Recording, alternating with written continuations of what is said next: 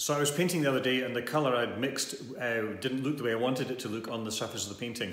And that was because of an idea called simultaneous contrast, how paint or colours behave differently from the way you think they might, depending on the relationship to what's next to them. It's an idea called simultaneous contrast.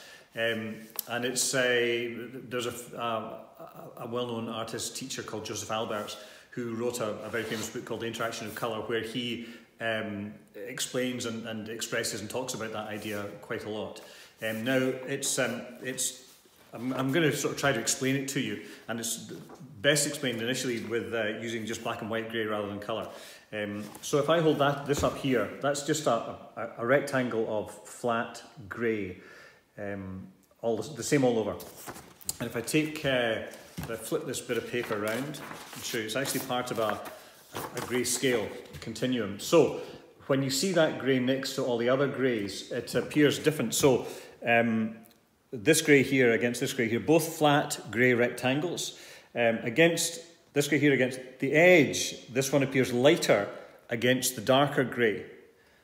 And the darker grey appears darker against the lighter grey. And it changes, or we perceive it, we think it changes the way we see it that way in all of them. And that's because of the idea of simultaneous contrast. How we see things is different from the way we know them to be very often. So that's called a value continuum.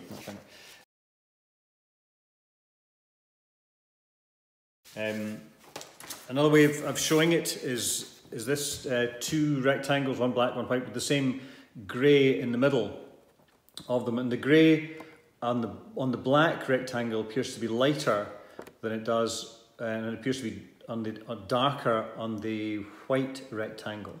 So that's just entirely to do with the relationship between the different values. So that's simultaneous contrast there. It also works in colour. If we take, there's two squares of colour, a darker, more saturated blue and a lighter, more saturated green. But the green in the middle of the square is a more desaturated green, but against the blue, it appears to be lighter, okay? And against the green, it appears to be darker and a bit more desaturated.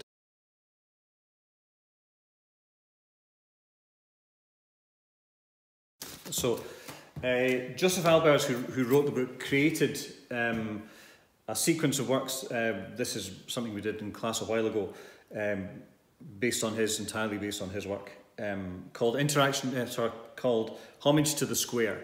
And it's most of them, he made about 1,000 of them in his life, and they're a sequence of squares, large to small, placed usually in this sort of format, with small gap at the bottom, big gap at the top, same gaps at the side, and it's about how colours relate to each other.